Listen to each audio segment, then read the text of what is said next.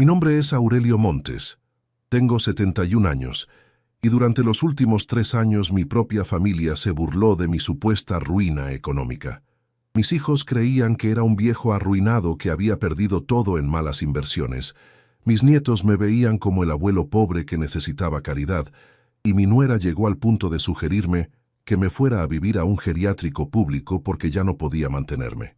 Lo que ninguno de ellos sabía es que durante esos 3 años de humillaciones yo tenía escondidos $40 millones y que cada burla, cada desprecio, cada comentario cruel quedaba registrado en mi memoria para el día en que decidiera revelar la verdad.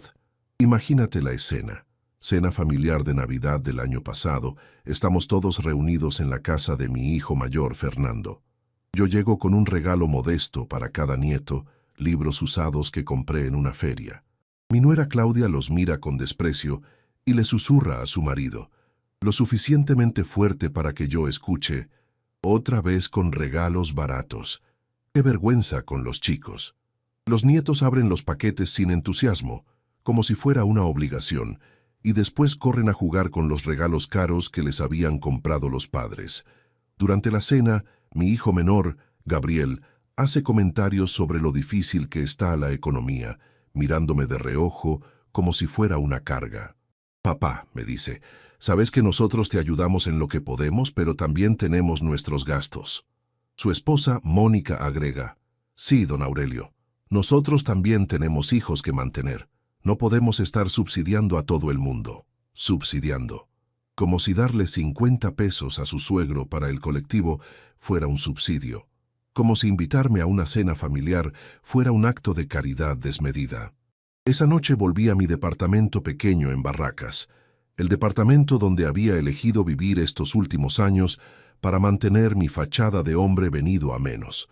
Me senté en el sillón gastado que había comprado en un remate. Abrí mi computadora portátil y revisé mis cuentas bancarias. $40.234.512 en 5 bancos diferentes, en 3 países distintos. Durante 3 años había estado actuando como el patriarca empobrecido, mientras mi familia me trataba como un estorbo. Pero esa noche de Navidad tomé una decisión que cambiaría todo para siempre. Era hora de enseñarles una lección que jamás olvidarían.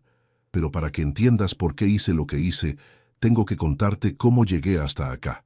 Porque esta historia no empezó con mi supuesta ruina, sino con 40 años de trabajo duro, sacrificio y una serie de decisiones financieras que mis hijos nunca supieron que había tomado. Soy Aurelio Montes, viudo desde hace 10 años, exdueño de una empresa de transporte de cargas que vendí en el momento perfecto.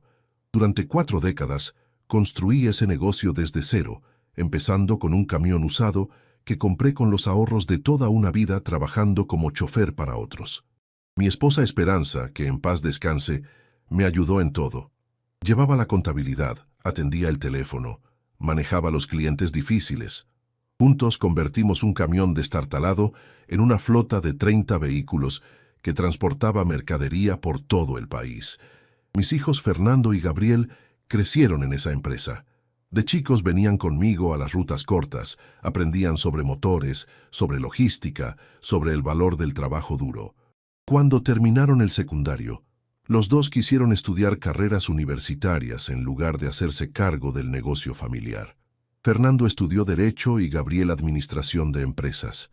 Les pagué las mejores universidades privadas, pensando que cuando se recibieran, iban a volver para modernizar la empresa, para llevarla al siguiente nivel. Pero cuando se graduaron, los dos tenían otros planes. Fernando se asoció con un estudio jurídico prestigioso y se especializó en derecho corporativo. Gabriel consiguió trabajo en una multinacional como gerente de marketing. Ninguno de los dos mostró interés en el negocio de transportes. Era muy sucio para ellos, muy poco glamoroso para sus títulos universitarios. Yo seguí manejando la empresa solo, con Esperanza, hasta que ella se enfermó de cáncer. Los últimos 2 años de su vida fueron muy duros. Los tratamientos médicos costaban una fortuna, pero yo pagué todo sin chistar. Vendí 2 camiones para financiar una operación experimental en Estados Unidos. No funcionó, pero al menos intenté todo lo posible. Cuando Esperanza murió, Me quedé completamente solo.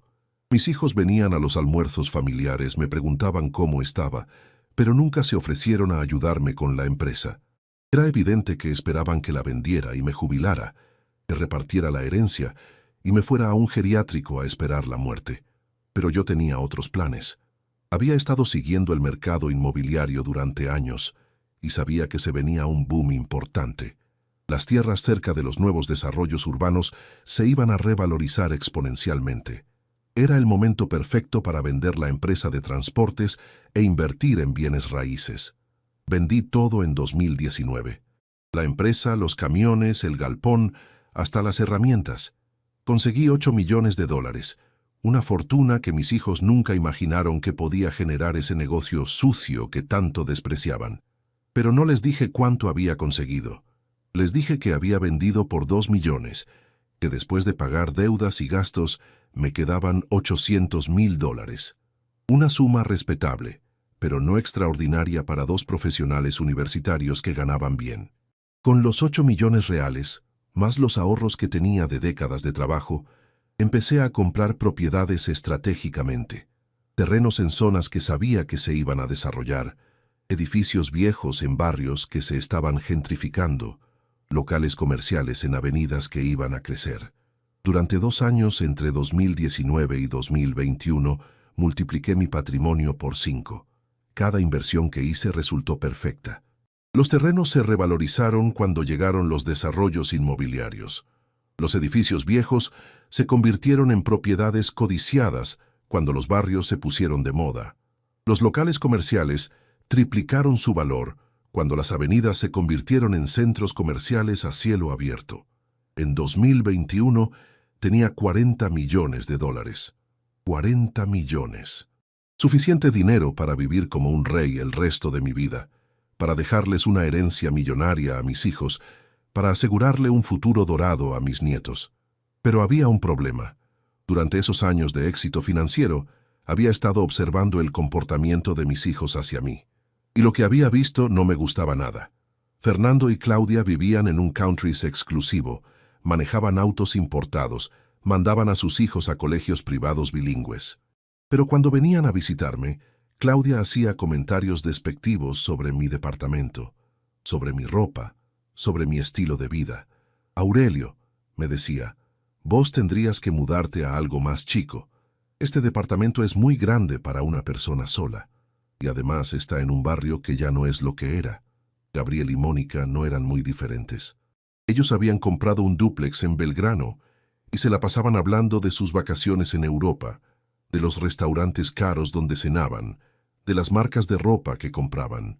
Cuando almorzábamos juntos, Mónica siempre encontraba maneras sutiles de recordarme que yo era el padre pobre que dependía de la generosidad de sus hijos exitosos. Don Aurelio, me decía, qué suerte que tiene que los chicos la hagan tan bien. Así puede vivir tranquilo sabiendo que no le va a faltar nada. Lo que más me dolía era ver cómo trataban a sus propios hijos, a mis nietos. Los llenaban de lujos materiales, pero no les enseñaban valores. Los chicos eran caprichosos, malcriados, irrespetuosos con la gente que consideraban inferior.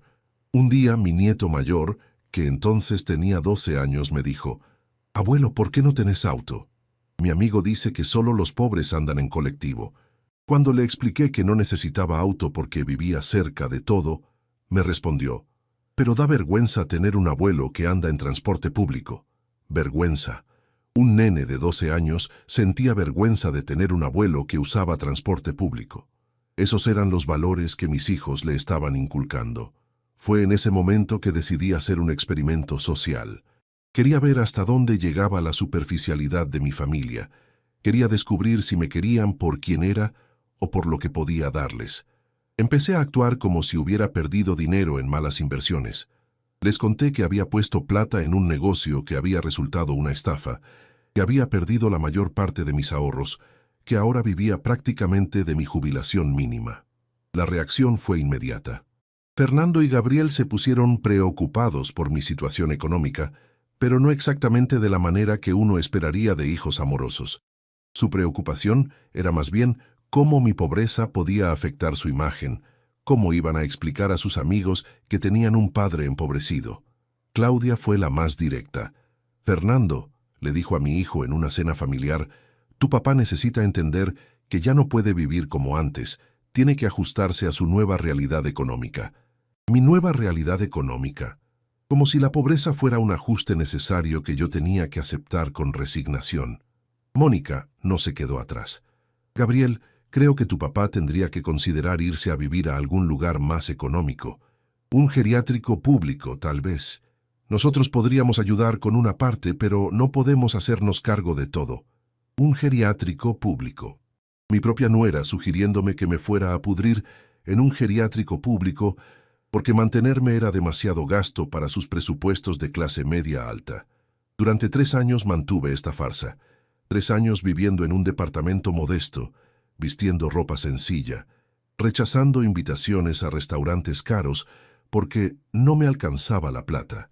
3 años escuchando comentarios despectivos, sugerencias de que vendiera mis pocas pertenencias, insinuaciones de que era una carga para la familia. Pero lo peor no eran los comentarios. Lo peor era ver cómo mis nietos empezaban a verme. Al principio sentían lástima por el abuelo pobre. Después, a medida que crecían y absorbían las actitudes de sus padres, empezaron a sentir vergüenza. Mi nieta de 14 años dejó de invitarme a sus actos del colegio porque sus amigas podrían pensar cosas raras si veían que su abuelo llegaba en colectivo en lugar de en auto. Mi nieto de 16 años me dijo que mejor no fuera a su graduación porque el dress code era formal y yo no tenía ropa adecuada.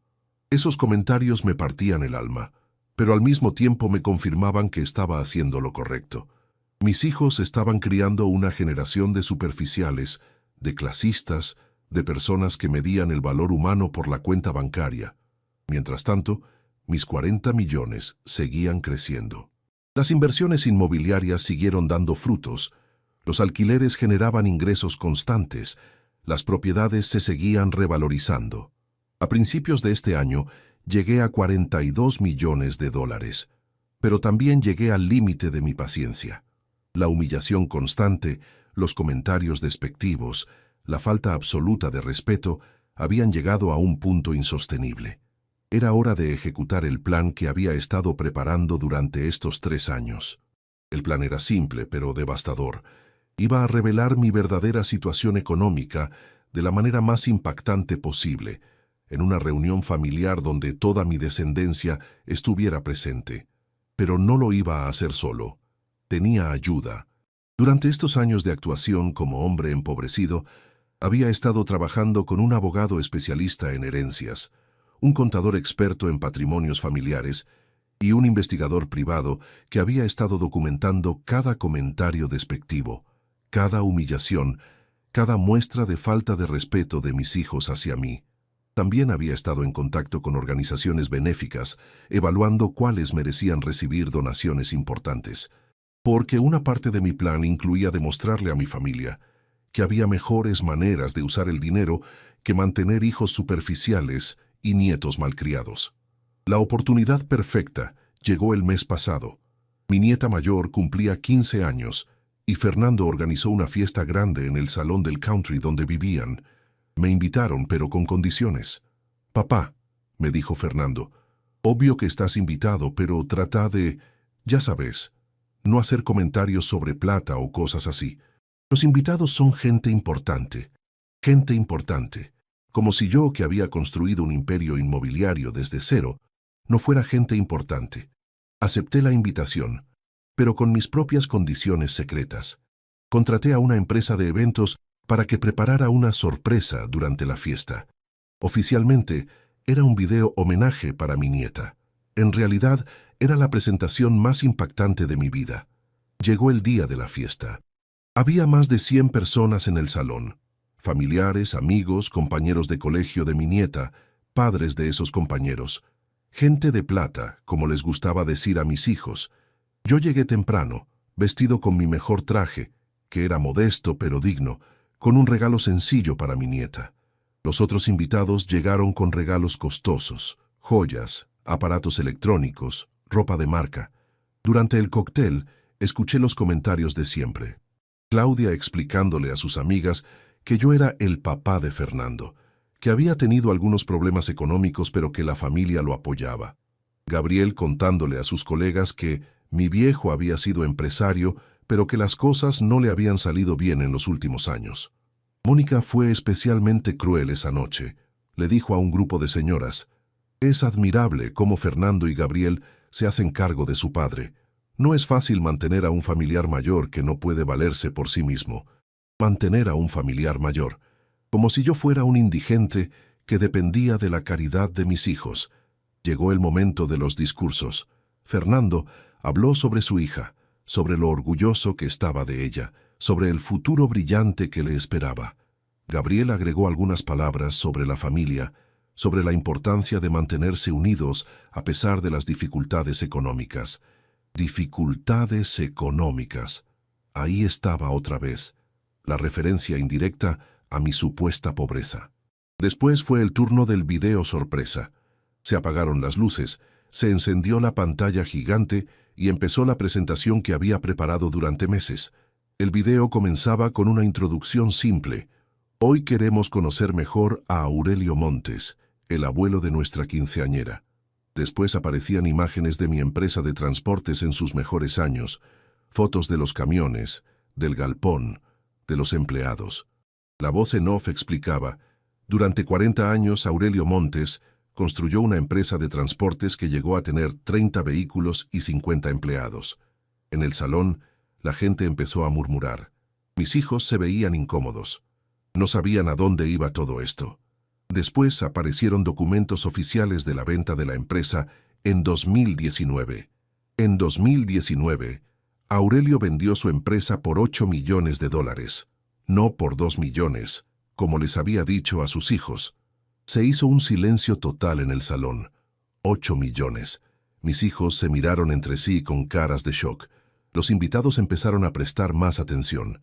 El video continuaba. Con ese dinero, Aurelio Montes se dedicó a las inversiones inmobiliarias. Compró terrenos, edificios, locales comerciales, siempre con una visión estratégica impecable. Aparecían imágenes de las propiedades que había comprado, mapas mostrando su ubicación, gráficos explicando la revalorización que habían tenido. La voz en off seguía. Cada inversión resultó exitosa. Cada propiedad se revalorizó exactamente como él había previsto. Fernando estaba pálido. Gabriel tenía la boca abierta. Claudia y Mónica parecían haber visto un fantasma. Después vino la parte más impactante. Hoy, en 2024, el patrimonio de Aurelio Montes asciende a $42 millones. 42 millones. La cifra apareció en pantalla gigante, en números dorados, imposible de ignorar. En el salón se escucharon exclamaciones de asombro, murmullos, algunas risas nerviosas. Pero el video no había terminado. La voz en off siguió. Durante los últimos 3 años, Aurelio ha estado observando cómo su familia lo trata, creyendo que es un hombre empobrecido que necesita caridad. Aparecieron grabaciones de audio. Conversaciones familiares donde mis hijos y nueras hacían comentarios despectivos sobre mi situación económica. Sugerencias de que me mudara a un geriátrico público. Referencias a lo caro que era mantenerme. Todas esas conversaciones habían sido grabadas legalmente. En Argentina, una persona puede grabar conversaciones de las que forma parte. Mi investigador privado me había asesorado sobre todos los aspectos legales. La cara de mis hijos era un poema. La humillación, la vergüenza, la incredulidad se mezclaban en expresiones que nunca había visto en ellos. Los invitados los miraban con una mezcla de lástima y desprecio. El video terminaba con una declaración que yo mismo había grabado. A mis hijos Fernando y Gabriel, a mis nueras Claudia y Mónica, a mis nietos que aprendieron a sentir vergüenza de su abuelo. Durante 3 años, ustedes me mostraron quiénes son realmente cuando creen que alguien no tiene nada que ofrecerles. Hoy aprendieron quién soy realmente, cuando tengo todo para dar, pero ya no quiero dárselo a ustedes. Se encendieron las luces. El salón estaba en silencio absoluto. Todas las miradas estaban puestas en mí. Me levanté de mi mesa, caminé hasta el centro del salón y hablé por primera vez en toda la noche. Mi querida nieta, le dije a la quinceañera, que estaba llorando de la impresión.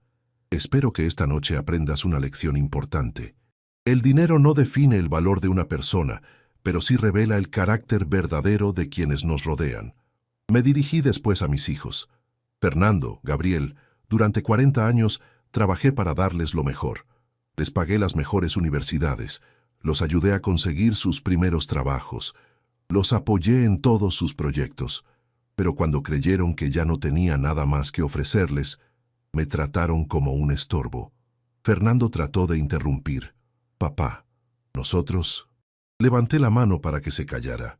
Durante 3 años, seguí diciendo, escuché comentarios sobre lo caro que era mantenerme, sugerencias de que me fuera a un geriátrico público, referencias constantes a mi supuesta pobreza. Sus hijos, mis nietos, aprendieron a sentir vergüenza de tener un abuelo que andaba en colectivo. Me dirigí a los invitados. Señoras y señores, disculpen que hayan tenido que presenciar este momento familiar. Pero a veces las lecciones más importantes necesitan testigos. Saqué de mi saco un sobre grande. Fernando, Gabriel, acá están los documentos que comprueban todo lo que vieron en el video. Propiedades, cuentas bancarias, inversiones. 42 millones de dólares que ustedes creyeron que no existían. Gabriel se acercó con las manos temblorosas. Papá, nosotros no sabíamos. Si hubiéramos sabido... Exactamente, lo interrumpí. Ustedes no sabían, y ahí está el problema. Me trataron mal porque creyeron que podían permitírselo. Me faltaron el respeto porque pensaron que yo no tenía poder para defenderme. Claudia trató de explicar. Aurelio, nosotros nunca quisimos... Es que pensábamos que... Claudia, le dije con voz firme, vos pensabas que tenías derecho a sugerirle a tu suegro que se fuera a un geriátrico público porque mantenerme era muy caro. Esa grabación que acaban de escuchar es del mes pasado. Mónica estaba llorando. Don Aurelio, perdónenos, nosotros... Mónica, la interrumpí. Vos le dijiste a tus amigas que era admirable cómo tus cuñados se hacían cargo de un familiar mayor que no puede valerse por sí mismo. Esa grabación es de hace 2 horas, acá en esta misma fiesta. El salón seguía en silencio. Los invitados no sabían si irse o quedarse. Mis nietos estaban confundidos, sin entender completamente lo que estaba pasando, pero sintiendo la tensión enorme que había en el ambiente. La pregunta ahora, seguí diciendo, es ¿qué vamos a hacer con esta información? Porque 42 millones de dólares son una herencia muy importante, pero después de lo que viví estos 3 años, ya no estoy seguro de que ustedes la merezcan. Fernando se acercó más. Papá, por favor, podemos hablar en privado. Podemos arreglar esto. ¿Arreglar qué? Se pregunté. ¿El hecho de que durante 3 años me trataron como un indigente? ¿El hecho de que sus hijos aprendieron a sentir vergüenza de su abuelo? ¿El hecho de que sus esposas sugerían deshacerse de mí como si fuera una mascota vieja? Gabriel también se acercó. Papá, nosotros cometimos errores, pero somos familia. Podemos cambiar. Podemos mejorar. Gabriel, le dije, durante 40 años fui su familia cuando tenía algo que darles. Pero cuando creyeron que no tenía nada, dejé de ser familia para convertirme en una carga. Saqué otro sobre de mi saco. Acá hay algo más que quiero mostrarles. Era la documentación de las donaciones que había estado planeando. Durante estos 3 años, mientras ustedes calculaban cuánto les costaba mantenerme, yo estuve decidiendo a quién donarle mi fortuna. He identificado 15 organizaciones benéficas que van a recibir 30 millones de dólares de mi patrimonio. Orfanatos, geriátricos para personas sin recursos, fundaciones que ayudan a emprendedores pobres, organizaciones que construyen viviendas para familias necesitadas. Los números eran devastadores. 30 millones para caridad. Solo quedaban 12 millones para la familia. Y después de lo que había pasado, ni siquiera eso estaba garantizado. Papá, dijo Fernando con voz quebrada, vos no podés donar todo. Pensá en tus nietos, en su futuro. ¿Sus nietos? Pregunté. Los mismos nietos que aprendieron que el valor de una persona se mide por su cuenta bancaria. Los mismos nietos que sintieron vergüenza de su abuelo cuando creyeron que era pobre. Mi nieta mayor, la quinceañera, se acercó llorando. Abuelo, yo no sabía nada de esto. Yo no quería que te sintieras mal. La miré con cariño. Era la única que había mostrado algo parecido al arrepentimiento genuino. Mi amor, le dije, vos no tenés la culpa. Vos aprendiste lo que tus padres te enseñaron. Pero ahora tenés la oportunidad de aprender algo diferente. Me dirigí nuevamente a todos los presentes. Esta noche quería enseñarle una lección a mi familia, pero también quiero enseñarles una lección a todos ustedes, que son testigos de esta situación. El dinero revela el carácter, no lo crea. Mi familia no me trató mal porque yo fuera pobre. Me trató mal porque ellos son personas que miden el valor humano por el patrimonio. Si fueran buenas personas, me habrían tratado bien independientemente de mi situación económica. Los invitados asentían, algunos incluso aplaudían discretamente. Era evidente que muchos habían pasado por situaciones similares, donde habían sido juzgados por su cuenta bancaria en lugar de por su carácter. La segunda lección, continué, es que la verdadera riqueza no se mide en dinero. Yo tengo 42 millones de dólares, pero durante 3 años me sentí como el hombre más pobre del mundo, porque la gente que más quería me despreciaba. En cambio, hay personas sin un peso que se sienten millonarias porque están rodeadas de amor genuino, de respeto, de familias que las valoran por quienes son. Fernando intentó acercarse otra vez. Papá, entendemos el mensaje, aprendimos la lección. Por favor, danos una oportunidad de cambiar. Fernando, le respondí, la oportunidad de cambiar la tuvieron durante 3 años. Cada vez que me sugirieron que vendiera mis pertenencias, cada vez que me trataron como una carga económica, cada vez que sus hijos se sintieron avergonzados de su abuelo. Pero hay algo más que quiero decirles, agregué sacando un tercer sobre. Durante estos 3 años, yo también estuve aprendiendo. Aprendí quiénes son ustedes realmente, pero también aprendí quién soy yo realmente. Descubrí que puedo ser feliz sin ustedes, que puedo vivir dignamente sin depender de su respeto, que puedo construir nuevas relaciones basadas en valores reales, no en conveniencias económicas.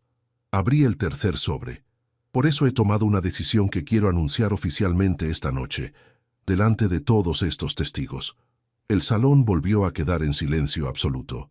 He decidido crear una fundación familiar con 10 millones de dólares. Esa fundación va a financiar los estudios universitarios de mis nietos, pero con condiciones estrictas. Mis nietos me miraron con atención por primera vez en la noche. Ustedes van a poder acceder a esos fondos solo si demuestran que han aprendido valores sólidos. Van a tener que hacer trabajo comunitario, van a tener que mantener excelentes calificaciones y van a tener que demostrar respeto hacia todas las personas sin importar su nivel económico. Si cumplen con esas condiciones, no solo van a recibir educación universitaria completa, sino que van a aprender a ser mejores personas que sus padres. Gabriel preguntó con voz temblorosa, ¿y nosotros, papá? ¿Qué pasa con nosotros? Ustedes, les dije mirándolos directamente, van a recibir exactamente lo que merecen. Durante 3 años me dieron migajas de respeto, comentarios despectivos y sugerencias de que me fuera a morir a un geriátrico público. Ahora van a recibir la misma consideración que ustedes me dieron a mí. Saqué el último documento del sobre. Este es mi testamento actualizado. En caso de mi muerte, ustedes van a recibir $100,000 cada uno, suficiente para pagar mis gastos funerarios y tener un pequeño recuerdo de su padre. El resto de mi patrimonio, después de las donaciones caritativas y la fundación para mis nietos, va a ir a personas que realmente me valoraron durante estos años de supuesta pobreza. Mi vecina doña Rosa, que me invitaba a almorzar todos los domingos cuando pensaba que yo no tenía para comer. Mi amigo don Carlos, que me ofrecía trabajo en su negocio cuando creía que yo necesitaba ingresos. La señora que atiende el almacén del barrio, que me fiaba la mercadería cuando pensaba que no tenía plata. Esas personas, que no tienen nada pero que fueron capaces de darme todo, van a recibir lo que ustedes no supieron valorar. Fernando estaba llorando. Papá, esto no puede ser para siempre, somos tus hijos. Son mis hijos biológicos, le respondí. Pero estos 3 años me demostraron que la familia real se construye con acciones, no con genes. Ustedes eligieron no ser mi familia cuando creyeron que no tenía nada que ofrecerles. Claudia se acercó. Aurelio, nosotros podemos cambiar. Podemos ser diferentes. Claudia, le dije, durante 3 años tuviste la oportunidad de ser diferente. Elegiste ser condescendiente, despectiva, calculadora. No vas a cambiar porque ahora sabes que tengo dinero. Vas a fingir que cambiaste hasta conseguir tu parte de la herencia. Mónica también intentó. Don Aurelio, por favor, piense en los niños. Ellos no tienen la culpa. Mónica, le respondí, los niños son exactamente mi preocupación principal. Por eso quiero que aprendan valores reales antes de heredar cualquier dinero. Por eso la fundación tiene condiciones estrictas. Por eso no van a recibir nada automáticamente, solo por ser mis nietos. Me dirigí una última vez a todos los presentes. Señoras y señores, gracias por ser testigos de esta noche. Espero que hayan aprendido algo útil sobre la importancia de tratar bien a las personas independientemente de su situación económica. Y a mi familia, agregué mirando a mis hijos, les digo que tienen una última oportunidad, no de recuperar mi dinero, porque esa decisión ya está tomada. Pero sí tienen la oportunidad de recuperar mi respeto. Si durante los próximos años demuestran que realmente cambiaron, si tratan bien a las personas sin importar su nivel económico, si les enseñan valores reales a sus hijos, tal vez, pueda considerar modificar algunas de mis decisiones. Pero tengan en claro que ya no voy a ser el padre que necesita su aprobación. Ya no voy a ser el abuelo que acepta migajas de cariño. A partir de hoy, soy un hombre libre que decide quién merece estar en su vida. Tomé mi saco, le di un beso en la frente a mi nieta quinceañera y caminé hacia la salida del salón. En la puerta me esperaba mi chofer privado con mi Mercedes-Benz nuevo, porque obvio que tenía auto. Tenía 3 autos, de hecho. Solo había estado actuando como que andaba en colectivo para mantener mi fachada de hombre empobrecido. Mientras el auto se alejaba del country, pensé en los 42 millones de dólares que había acumulado durante estos años. Dinero que me había dado poder, pero también soledad. Dinero que había revelado la verdadera personalidad de mi familia, pero también me había permitido planear mi venganza.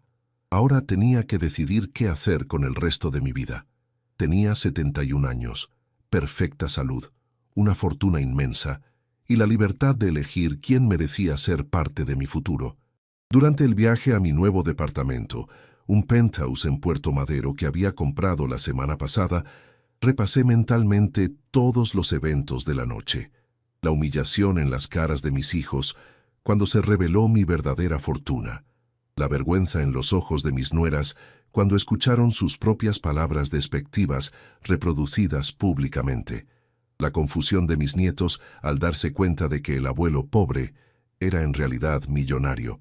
Pero sobre todo, recordé la sensación de liberación que había sentido al decir la verdad después de 3 años de fingir ser alguien que no era.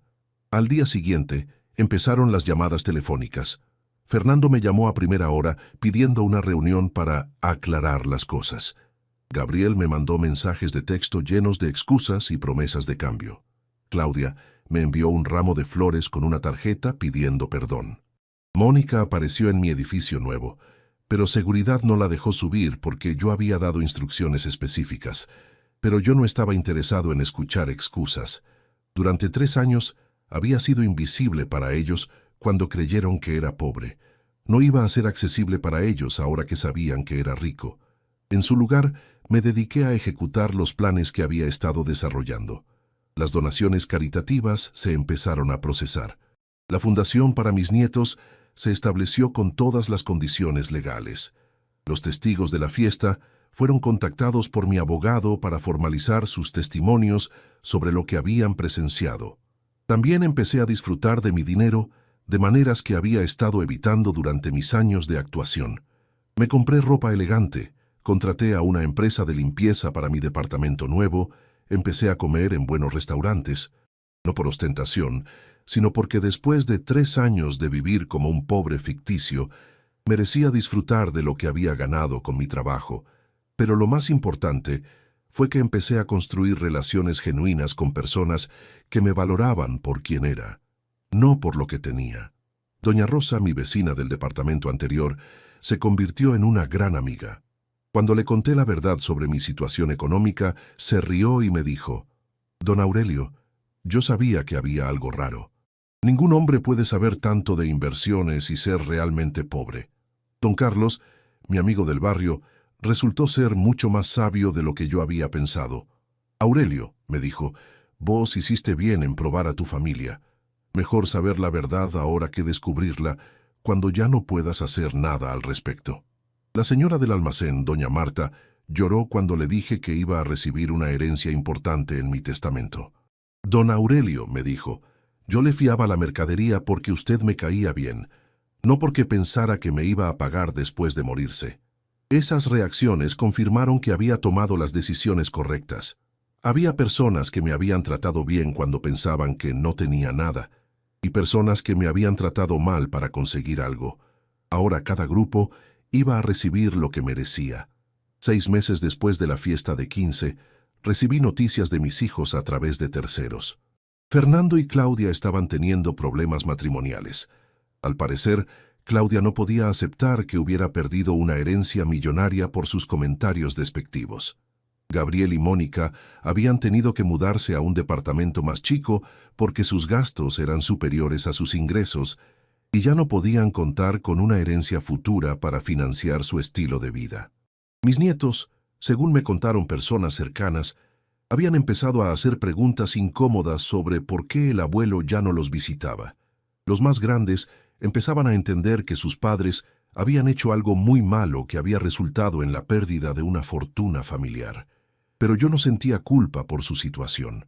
Durante 3 años había estado dispuesto a darles todo. Ellos habían elegido despreciarme cuando creyeron que no tenía nada que ofrecerles. Ahora tenían que vivir con las consecuencias de sus decisiones. Mi nueva vida era mucho más plena que la anterior. Sin la carga de fingir pobreza, sin la humillación constante de mi familia, sin la presión de demostrar mi valor a personas que no lo apreciaban, había encontrado una paz que no tenía desde antes de quedar viudo. Empecé a viajar, algo que no había hecho en décadas. Visité Europa, conocí Asia, recorrí América del Norte. En cada viaje aprendía algo nuevo, conocía personas interesantes, creaba recuerdos que nadie podía quitarme. También me involucré más activamente en las organizaciones caritativas que estaba financiando. No solo donaba dinero, sino que participaba en sus actividades, conocía a los beneficiarios, veía directamente cómo mis aportes estaban cambiando vidas. En un orfanato que había empezado a financiar, conocí a un niño de 12 años, llamado Matías. Era huérfano desde los 8, inteligente pero sin oportunidades. Le pagué una educación privada completa y me convertí en una especie de abuelo adoptivo para él. La relación con Matías me llenó de una alegría que no había sentido con mis propios nietos en años. Él me respetaba no por mi dinero, sino por la atención que le prestaba, por los consejos que le daba, por el tiempo que pasaba con él. Cuando Matías me preguntó por qué no tenía familia propia, le expliqué que había tenido una familia, pero que habían elegido no valorarme cuando pensaron que no tenía nada que ofrecerles. Don Aurelio, me dijo con la sabiduría de un niño que había vivido mucho, si ellos no lo quisieron cuando pensaban que era pobre, entonces no merecían tenerlo cuando era rico. Esas palabras de un niño de 12 años resumían perfectamente la lección que había aprendido. El amor verdadero no depende de las circunstancias económicas. Si alguien solo me quiere cuando tengo algo que ofrecerle, entonces no me quiere realmente a mí. Un año después de la fiesta de 15, mis hijos hicieron un último intento de reconciliación. Vinieron juntos a mi edificio, pidieron hablar conmigo, prometieron que habían cambiado, que habían aprendido la lección. Los recibí en mi departamento, elegantemente decorado y con vista panorámica a la ciudad. Era evidente que estaban impresionados por el nivel de vida que había estado ocultando durante años. Fernando habló primero. «Papá, nosotros entendimos el mensaje, sabemos que nos equivocamos. Queremos reconstruir nuestra relación, no por el dinero, sino porque realmente te extrañamos». Gabriel agregó, «Papá, este año sin vos nos enseñó que la familia es más importante que cualquier herencia. Queremos que vuelvas a ser parte de nuestras vidas». Los escuché pacientemente, sin interrumpir, observando sus expresiones, analizando sus palabras. Cuando terminaron de hablar les dije, Fernando, Gabriel, agradezco que hayan venido y agradezco que hayan reconocido sus errores. Pero hay algo que ustedes no entienden, continué. Durante 3 años me demostraron quiénes son cuando creen que la otra persona no tiene poder. Esa es su personalidad real. Lo que están mostrando ahora es su personalidad cuando necesitan algo. Además, agregué, aunque quisiera creerles, ya no puedo. Durante este año sin ustedes descubrí que puedo ser completamente feliz sin su aprobación, sin su compañía, sin su amor condicional. Construí relaciones nuevas basadas en respeto mutuo. Encontré propósitos que van más allá de la familia biológica. Desarrollé una vida plena que no depende de ustedes. Fernando intentó interrumpir. Pero papá, nosotros somos tu sangre. La sangre, lo interrumpí, no garantiza nada. Durante 3 años mi sangre me humilló, me despreció. Me sugirió que me fuera a morir a un geriátrico público. En cambio, extraños me trataron con dignidad y respeto. La familia real, continué, se construye con acciones diarias, con respeto constante, con amor incondicional. Ustedes eligieron no ser mi familia cuando creyeron que no tenían nada que ganar conmigo. Gabriel se puso a llorar. Papá, por favor, danos una oportunidad. Podemos demostrar que cambiamos. Gabriel, le respondí con tristeza, la oportunidad ya la tuvieron. Durante 3 años, cada día que me visitaban, cada cena familiar, cada conversación, era una oportunidad de tratarme bien. Eligieron no hacerlo. Ahora quieren una nueva oportunidad porque saben que tengo $42 millones. Pero si mañana vuelvo a ser pobre, si pierdo todo en una crisis económica, ¿me van a seguir tratando bien? No lo creo. Los acompañé hasta la puerta. Hijos, les dije como despedida, ustedes van a estar bien económicamente. Ambos tienen profesiones exitosas, esposas que trabajan, hijos inteligentes. No van a morirse de hambre por no heredar mi dinero. Pero yo también voy a estar bien, mejor que bien, de hecho, porque aprendí que la verdadera riqueza no está en tener mucho dinero, sino en estar rodeado de personas que te valoran genuinamente. Y esas personas las encontré fuera de mi familia biológica. Después de esa conversación, no volví a saber de mis hijos durante mucho tiempo. A través de terceros, me enteré de que habían empezado terapia familiar, que estaban intentando cambiar sus actitudes hacia el dinero y el estatus social, que les estaban enseñando valores diferentes a sus hijos. Me alegré por ellos, pero no cambié mis decisiones. El cambio que estaban haciendo ahora tenía que haberlo hecho antes, cuando pensaban que yo no tenía nada que darles. Y vos que me escuchaste hasta acá, que me acompañaste en esta historia de humillación, revelación y justicia, contame, ¿alguna vez te pasó algo parecido? ¿Alguna vez descubriste que las personas que creías que te querían solo te querían por lo que podías darles? Contame también desde qué ciudad me estás escuchando, porque me gusta saber dónde están las personas que entienden que a veces hay que tomar decisiones difíciles para recuperar la dignidad. Porque al final de eso se trata esta historia, de dignidad, de saber cuánto vales independientemente de tu cuenta bancaria, de rodearte de personas que te respeten por quien sos, no por lo que tenés. Yo tengo 71 años, $42 millones, y la tranquilidad de saber que las personas que ahora están en mi vida me quieren de verdad, porque me conocieron cuando pensaban que era pobre, y aún así me trataron con respeto. Esa es la verdadera riqueza. Esa es la herencia que realmente vale la pena dejar. No dinero que va a desaparecer, sino el ejemplo de que nunca hay que permitir que te falten el respeto, sin importar quién sea la persona que lo haga, ni siquiera si esa persona es tu propia familia. Pero esta historia no termina ahí, porque la vida siguió enseñando